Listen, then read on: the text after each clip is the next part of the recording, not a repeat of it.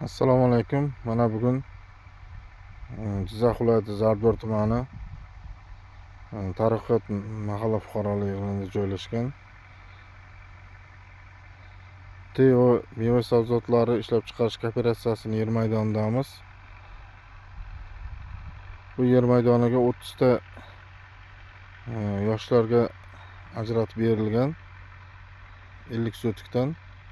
Hozirgi kunda yoshlar uchun ajratilgan yer maydoniga 15 gektarga 100% piyoz ekini ekilgan.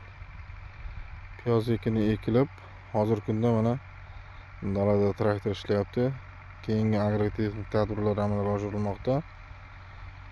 Piyoz ko'chati mana hozirgi kunda 100% unib chiqqan.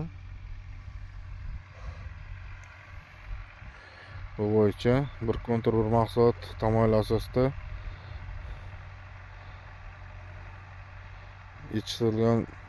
ekilgan maydonda ishlar amalga oshirilmoqda.